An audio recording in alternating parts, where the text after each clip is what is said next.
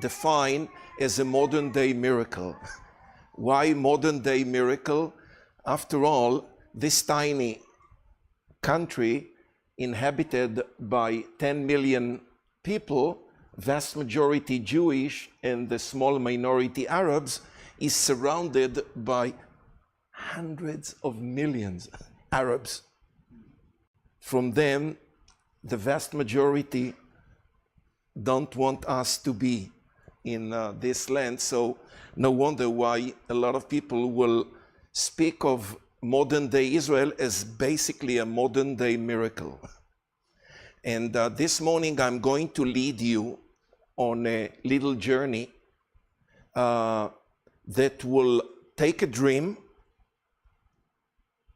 of one person, a dream of one person, and I will show you how, despite of all the difficulties and the obstacles along the journey, the dream was fulfilled. So let's. I just want to make sure. So yeah, let's begin.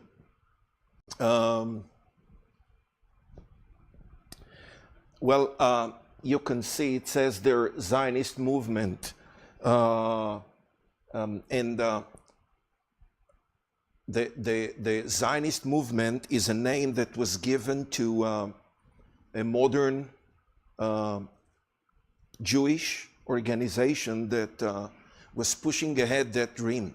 If I will ask the people that are sitting here, I will ask you when, or if you probably know, or maybe know, what is the date that Israel became a free, independent state? Or maybe the year.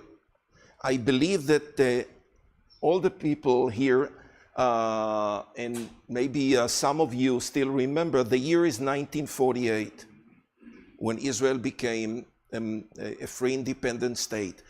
But speaking about the dream that is leading to that day, we need to roll back the time machine at least 60 years prior to that year. So we are basically coming to the early 80s of the 19th century.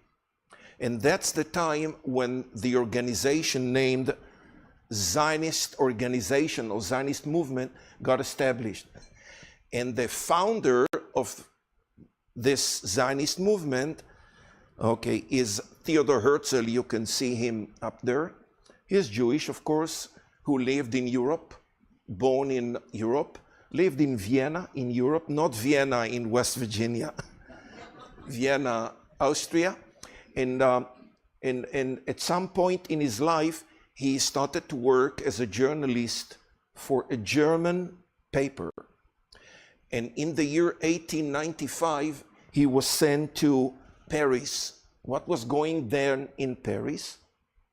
They are going to perform a trial and to accuse somebody who served in the French army, you know, of high treason. That's serious. That's serious. That man was accused of selling secrets to Germany. And that's a very serious accusation. In fact, in the French army, there was a conspiracy. They knew very well who is the traitor. He was one of their friends, but they decided to, you know, cover him and to put all the accusation of a scapegoat. And when it's a scapegoat, the Jew can very possibly be a scapegoat. So they took a man by the name Dreyfus, Alfred Dreyfus, who served as a captain in the French army, and they put all the blame on his shoulders for one reason: he was a Jew. He was not the, you know, the traitor. To make long story short, they sent him to jail, they discharged him, they took from him all the savings and his ranks and everything, and the poor man was sitting in jail. And then, of course, the truth came up, and finally it will lead to his acquaintance. But Herzl, remember the journalist, the man with the beard, who witnessed the trial, was shocked. That's a pure case of anti-Semitism. And then, when he came back home, he released a pamphlet which he decided to call the Jewish State. The essence of the Jewish state says the following words: there is a land without a people, and the people without a land. The people without a land should return to the land without a people. Now allow me please to make a pause and to give you some historical facts about the Jewish people. The last picture that I presented yesterday evening was talking about the last Jewish stronghold in Israel named Masada, based here near the Dead Sea. And for those of you who've been here yesterday, I mentioned that it was the last refuge to where a group of Jewish people fled from Jerusalem after the Romans destroyed Jerusalem when in 70 AD, 2,000 years ago, and they went up to this mountain, lived there 3.5 years till the Romans completed, to take control over Israel. And when they realized that they didn't have any other option, they all took their lives in order to live their life as free people. Unfortunately, they all, committed suicide there. And they were the last ones. And as from the fall of Masada, we lost as a nation our independence. And then the clock is ticking. And our independence, we will gain it again only 2,000 years later. There's no nation in the history of mankind that was asked to wait 2,000 years to become again a free independent. Who controlled the land of Israel during these 2,000 years? Oh, so many other superpowers: the Romans, the Byzantines, the Muslims, the Mamelukes, the Crusaders, the Mamelukes, the Ottomans. In fact, the land of Israel is in the hands of the Ottoman Empire, Turkey of today, till the First World War. And there are almost no Jewish people living in their land. Where are all the Jews? The vast majority in Europe. Poland, Austria, Germany, France, England, you name it. Russia. More and more recently, will cross the ocean and will live in America. So the Jewish people are in what we called diaspora. You're familiar with the word diaspora. They are scattered, they are spread. That's where the Jewish people are all those years. And now, all of a sudden, these words will have so much more meaning. Says Herzl, there is a land without a people. There is a land without a people. And a people without a land. Where are the people in Europe? The people without a land should return to the land without a... That's the dream, which will connect between the people and their land. So let's continue the journey, and slowly we'll see how that dream will become a reality. First World War began 1914, came to an end 1918. What is the big change regarding the land of Israel? And if you will listen to the way that I speak, even though unfortunately my English is an Israeli English and not a hillbilly, you know. But I hope that you can hear me well and understand me clearly. I'm going with the term land of Israel and not state of Israel. Why? There's no state yet. So what is going to happen with the land of Israel towards the end of the First World War? Turkey will be defeated. Who is going to defeat Turkey? Great Britain, the Commonwealth. Great, and they were helped by Australian forces, New Zealand forces, you know, auxiliaries. So they are going to defeat Turkey. And as from 1918 to the next 30 years, the land of Israel, like other places, will be under the control of Great Britain. The name given describing those 30 years will be the British Mandate over Palestine. Palestine is a name that the British used regarding the land of Israel. The first prime minister, by the way, during the end of the First World War in London, is a Christian by the name Lloyd George, a true believer who knew the Bible very well, knowing that Jewish people, you know, have a homeland. So he's going to release a statement, a letter, okay, that we see as a milestone on the way to be a state. It's called the Balfour Declaration, and I'm going to just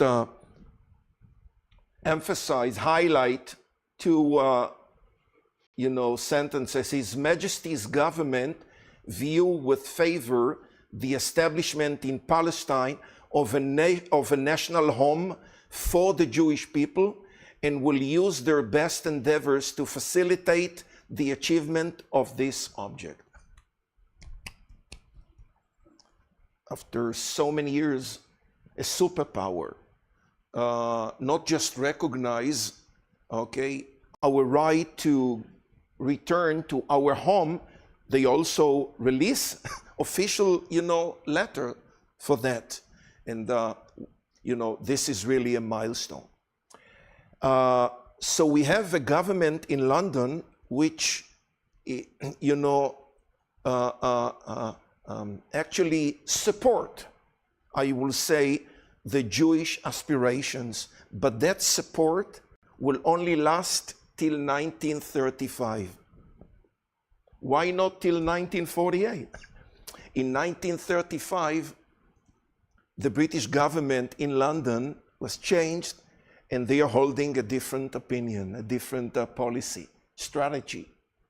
And from becoming in favor, you know, from being in favor, they became anti. They moved to the other, you know, tip of the scale. And they decided to take a side with the Arab countries against any Jewish aspiration. And they simply blocked the way, mainly through the Mediterranean Sea, for Jewish people to come, you know, to leave Europe and to come to our land. 4 years later, 1939, September 1st, another war broke, known as the Second World War, that lasted 6 years. How many Jews have lived worldwide before the war began? 18 million. Vast majority in Europe. Only few hundreds, like 400,000 in Israel, in the land of Israel. Look how few. And there are already 2-3 million in North America, but the vast majority in Europe. And then came the darkest chapter in the history of mankind, the Holocaust. And during the Second World War, Nazi Germany. I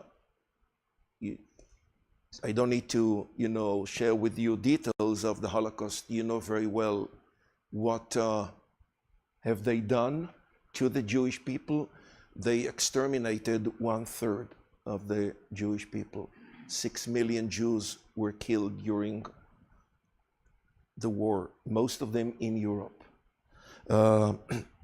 I grew up in a house where both of my parents were born in Poland and came to Israel at the end of 48, both of them Holocaust. Basically, my motherless, my father lost his entire family in Auschwitz-Birkenau. And I remember him with a number on his hand.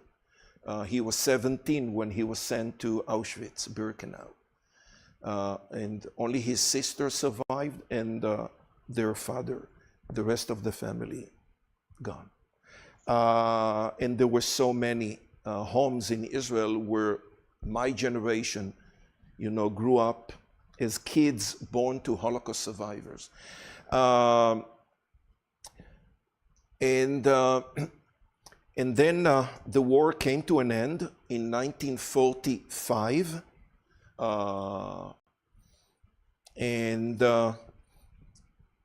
Demographically speaking, let's see in the late 40s how many people lived in the land of Israel at that time. I will then say about 500,000 Jews and the same number of Arabs in the land of Israel. And then they started to fight each other. Clashes and,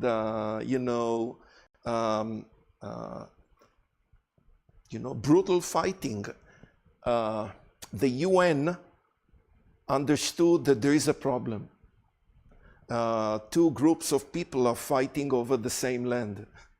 And they decided to send a committee to investigate what's going on in the late 40s. The committee went back to New York, where the headquarters of the UN was, and they laid down a proposal. They said if the two people are fighting over the same land, okay, they brought a proposal for voting to the Assembly, General Assembly of the UN, okay? And they were planning to do that voting on the night of November 29th, 1947. And that's the plan that they are about to vote, whether to accept or to deny. It's called the Plan of Partition. They came with an idea, if the two people are fighting over the same land, let's divide the land. And we'll give part of the land to one group, part of the land to the other group. Everybody will be happy. So you can see what was planned to be the Jewish state, that color. Okay. By the way, all of that area is a barren desert. Wow. They were so generous with us, wanted to give us the barren desert. No water, no vegetation, desert. And this was supposed to be the Arab state. And there's another color on the map. You can see it's white. Jerusalem. They wanted to turn Jerusalem to be a city under an international jurisdiction, like the Vatican in Rome. Okay. Our eternal capital will be under international jurisdiction.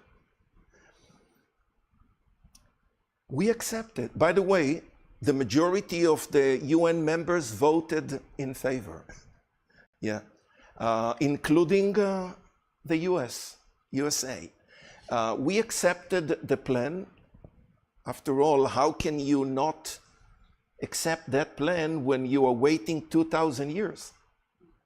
And the Arabs rejected the plan, and the next day a war began. This time in our land.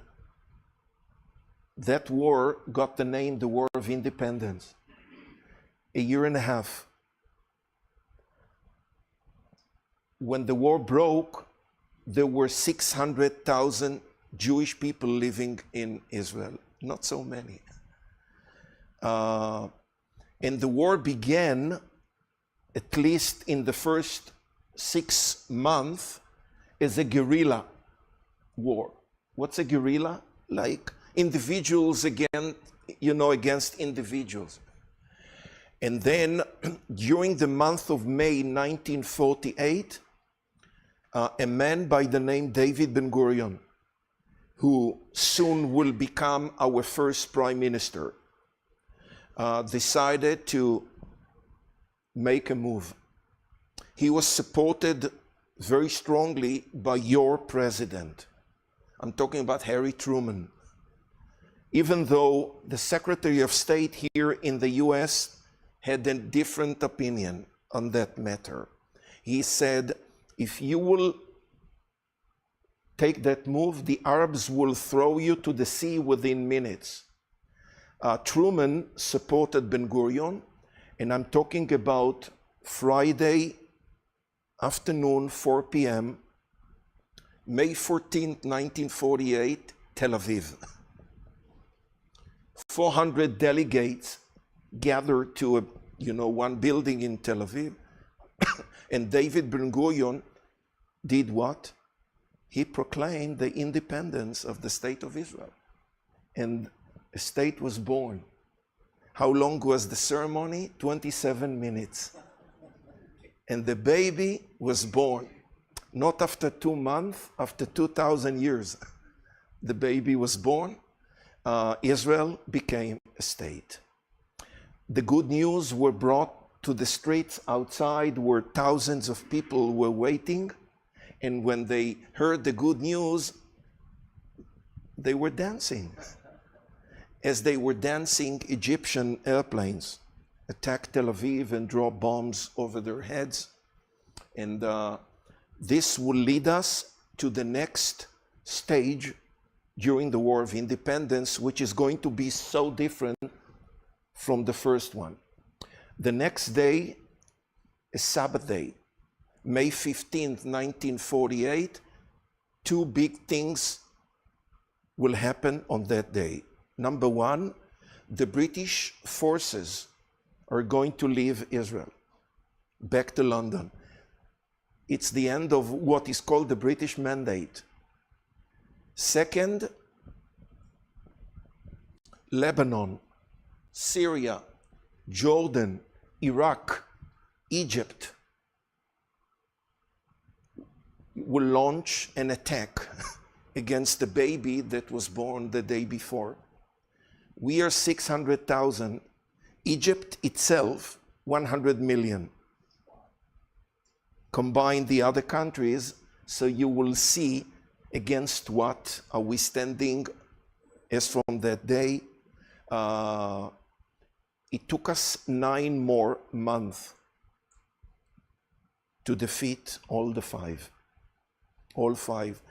No wonder why many will see Israel as a modern day miracle.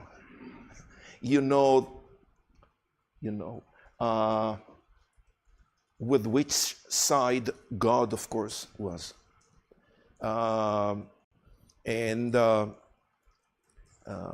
We lost 6,000 lives, 1% of the people who fought in the War of Independence.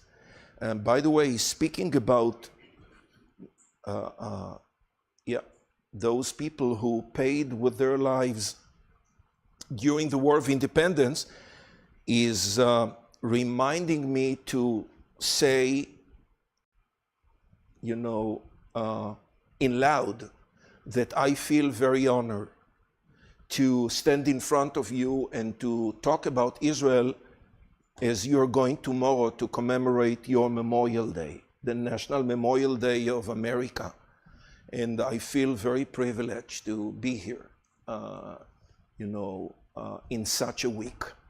Well, the war came to an end, and let's be concentrate on the map of Israel at the end of the war. It's a different map. It's much more complete. It doesn't take fragments of the land, try to combine them. So you can see this is what the UN was planning Israel to be: a Jewish state, an Arab state, okay, and a Jerusalem international city. And this is the map of Israel at the end of the war. You can see that Israel is much more, complete. So a little more easy to defend our borders, and Jerusalem is part of Israel, obviously, not an international jurisdiction.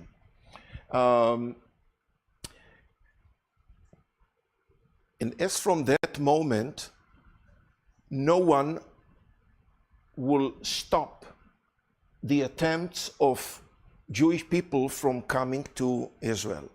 I'm talking about a lot of Holocaust survivors, those that survived the Holocaust. Not like before, when the British forces stopped their way to Israel. And they came. Now, Israel and the US are different, with our political structure. I'll give you one example. You have your constitution with the amendments that are defining the core issues, in America and your life. We don't have a constitution. Okay, so we are living by legislating laws. And where do we legislate these laws? In the parliament, called Knesset. That's the Israeli parliament. We have 120 members of the Knesset, and their job is to, besides fighting each other,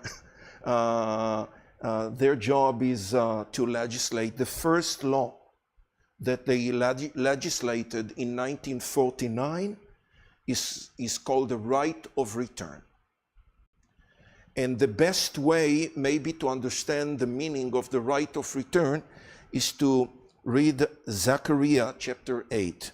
Thus says the Lord of hosts, behold, I will save my people from the east country and from the west country, and I will bring them, and they shall dwell in the midst of Jerusalem, and they shall be my people, and I will be their God in truth and righteousness.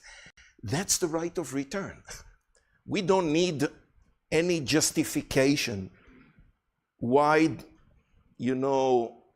we had to legislate, because the Bible is the right of return. The Bible speaks of, the right of the Jewish people to return to their homeland. And they came. From the four corners of the world, they came, among them my parents and many others, and they started to build our beautiful country. I can also say they have used their, both of their hands. And we are still going with this concept. One hand was building, the other hand was guarding, defending. Don't forget what a tough neighborhood, we have around us. I don't have the time to describe to you what a beautiful country we have. We took a land that was so dry, and now the land is so green. Not as green as West Virginia, okay? After all, it's a different climate, and we don't have rain in summer as you guys have. And our winter time in our, winter time with rain is a bit short. But what will a nation do when we have lack of water? Because the only fresh water reservoir is the Sea of Galilee, but it's not so big. So what will a country do in order to provide water to 10 million people? We will desalinize. We are a leading country in the whole world of desalinizing water from the ocean. And that's the water that we are drinking in Israel and irrigating the land. The land is beautiful. Highways, cities, agriculture, culture, universities, schools, science, computers, communication, you name it. You name it. And also an army. In Israel, at the age of 18, every boy, every girl must, serve in the military. It's compulsory, it's mandatory. 3 years for boys and 2 years for girls. I told you, one hand is building, the other hand is guarding. And this will lead our neighbors who watched us. I'm talking about those who lived in mountainous area over hills, and they could see how quickly the color of the land is changing and becoming more and more green. To maybe envy, have jealousy, or I don't know. If I speak about the 60s in our life, for us the 60s, the term 60s is not the Beatles. For us the term 60s will be our sentiments, our thoughts with the people who lived in the buffer zones, not buffer zones, but more closer to the borders, especially here, under the eyes of the Syrian soldiers who saw how Israel's color is changing to be green. And they, became too hostile, shooting at us and turning our life to a nightmare. That's the 60s. They also started to build a project of stealing water from Israel. The Jordan River, they wanted to divert. So the question in the air was not if, the question was when the next war will break. And it broke on June 5th, 1967. And it is known. Do I have time to speak till 11 or few minutes before? So the war got the name Six-Day War. Six-Day War, simply because it lasted 6 days. The truth is that we didn't even needed 6 days. Within 2 days, we conquered the Golan Heights from Syria. The truth is that we even didn't need to have 2 days. In 2 hours, the Syrian front line facing us collapsed. Wow, with hundreds of bunkers that they built over there. Here comes a story of a man named Eli Cohen, who was sent to be the spy, an Israeli spy, in the 60s into Syria. Of course, he couldn't enter to Syria with his Israeli identity, so built a new identity, came to Syria, became a close friend with the Syrian regime. He knew and he spoke Arabic very well. And they thought that he's their friend. They didn't know that he's an Israeli spy.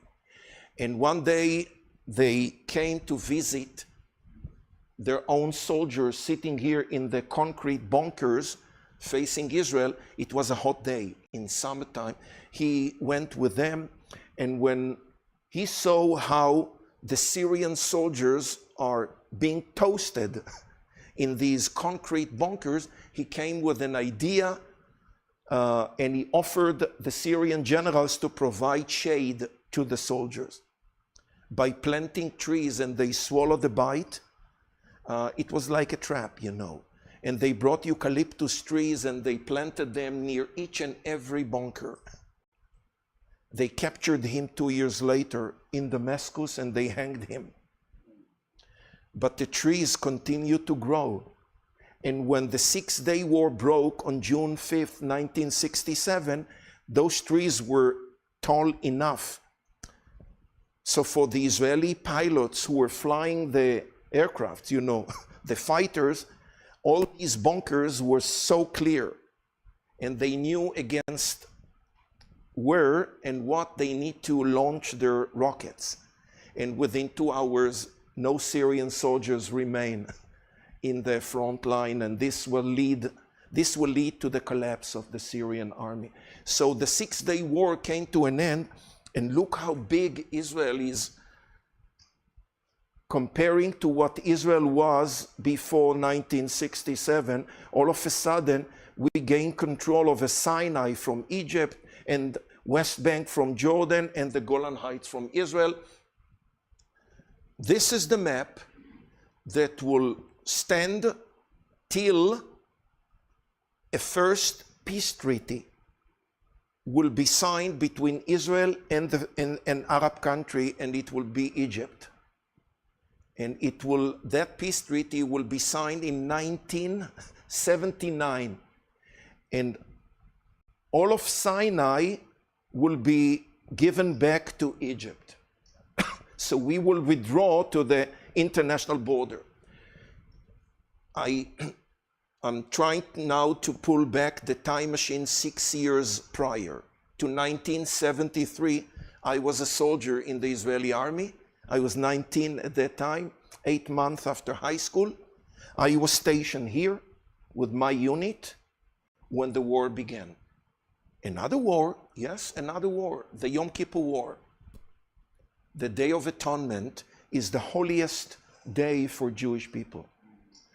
No wonder why Syria and Egypt launched a surprise attack, because they knew where most of the people will be in synagogues on that day, and they surprised us, and they found us not ready. So the first 3 days of the Yom Kippur War are known as terrible, terrible, terrible days. We're about to lose close to 3,000 lives of soldiers. Okay, I saw the war from the very beginning, the war that broke here. And most of the Israeli soldiers that stood from the very beginning against the army of Egypt and the army of Syria were at my age. We also have another section of the Israeli army which is called the Reserve Army. It is based on reservists, but you need to mobilize, those people are civilian. Okay, you need to call them and to mobilize them to the battlefields. Because of the holiness of that day, nothing is moving. There are no cars on the roads, no buses, no trains, no trucks, nothing. The whole country shuts down. So what normally we know how to do in 2-3 hours is going to take us in 1973 3.5 days till the reserve army finally came to the battlefield. So those 3 days, only the young boys, age 18 and a half, 19, 20, stood against. I decided to show you several pictures of the battlefield up here in the Golan Heights, known as the Valley of Tears. This is where the Israeli army was, and that's where the Syrian army invaded. On our side, 120 tanks. On their side, 1,000 tanks. And that's how the war began, up there in the Golan Heights. And after 3 days, the few stopped the many. Yesterday, I showed those of you who were here the Valley of Elah as the battlefield between David and Goliath. Okay, how many stones David have used to defeat the giant? I hope that you guys can see with me, looking at the battlefield, a very similar story to David and Goliath. The few stopped the many. So brave were the Israeli soldiers. And then after 3.5 days, finally, the reserve army came and the war got changed from a defensive to an offensive, and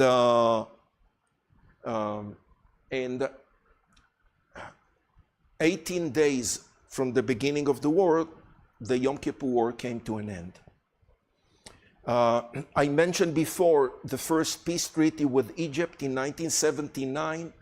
I can add another peace treaty with another Arab country, Jordan, in 1993. So around Israel, we have two open borders, one to Egypt, one to Jordan. People can cross. The other two are closed. To Syria and to Lebanon, no one can cross. There are no crossing gates, on these two borders. Despite of all the difficulties that I'm describing, we didn't let down the right hand that was building and building and building, and we continue to develop our beautiful country and to really bring the state of Israel to so many achievements.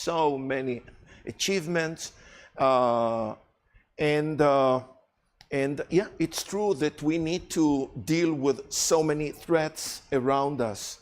So this is the picture that a person who is coming to visit Israel will see, nowadays, a beautiful, thriving country.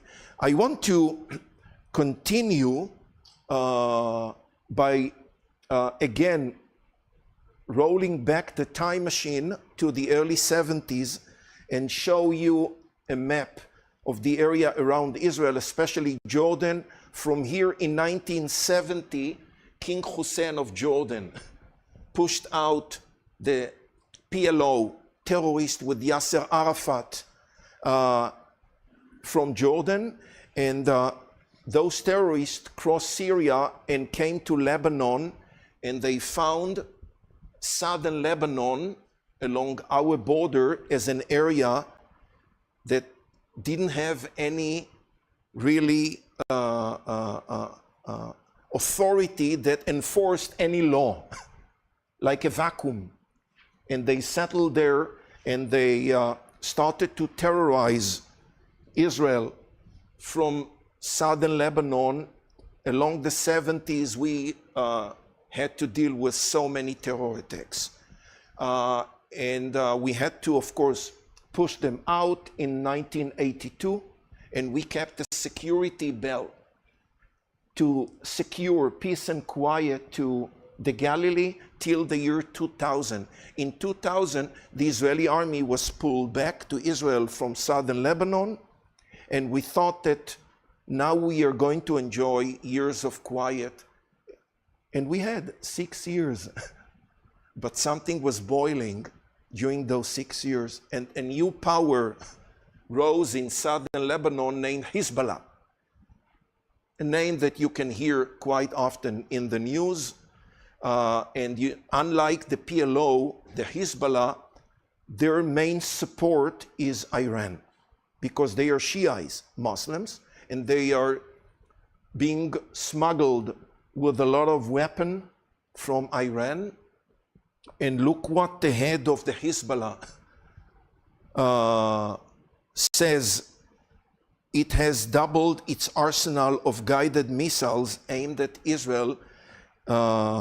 If you want to see a devil, a Satan, in the face of a human being, look at him, Nasrallah, being the head of the Hezbollah. Thanks God, thanks the Israeli army, he is gone. He is no longer. In our area, he is gone. Tonight, I'm going to speak about the current war that we are dealing with, that war that began with the massacre of October 7, 2023 by Hamas. Hezbollah joined them on the very same day from the north.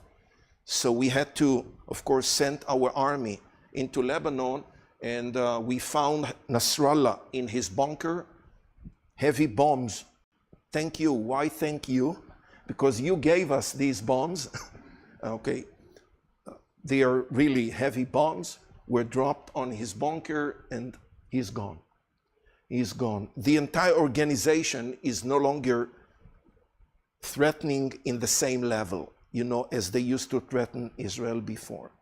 Now, I want to bring my message to almost the end. I guess that you know that the vast majority of Israelis in Israel appreciate, I will even say love, but definitely appreciate your president. We showed our appreciation during his first term, and we definitely are showing the same appreciation during his second term. And he made two promises about Israel when he was, you know, elected first time. He said, number one, I'm going to recognize, and this will be the official policy of the US government, that the Golan Heights will be under Israel's sovereignty forever. We were so happy. So a community was built, you know, for him in Israel named Trump Heights. Trump Heights. The second promise that he made was to move the embassy to Jerusalem from Tel Aviv, as it should be. After all, Jerusalem is the eternal capital. And it became a spot, you know, for tourist groups to stop the bus nearby, to get off the bus, to take a nice picture with the logo of the embassy. And we are very happy. And there are a few more countries that brought their embassies to Jerusalem following, you know, President Trump's decision. My last picture before I will step down is, you know, kind of saying goodbye. I can say goodbye, I can say thank you, but I decided to do it in a different way. I decided to bring the Israeli Scouts. The Israeli Scouts is an Israeli movement of youth movement. I decided to bring them all the way to your church by showing you a video, a short video, okay? It's like a nice invitation to Israel. And even though they are going to sing mainly in Hebrew, but there are also a few words in English, I hope that you will enjoy that short video. And with this, I will step down. Yeah.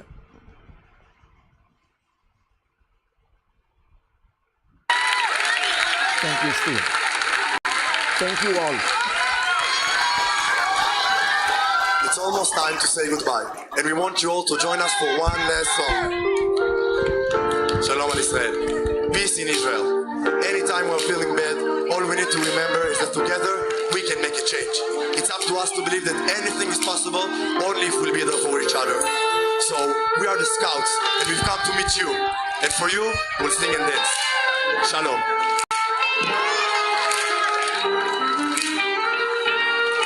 הדליקו אור ברחובות ושיר זמר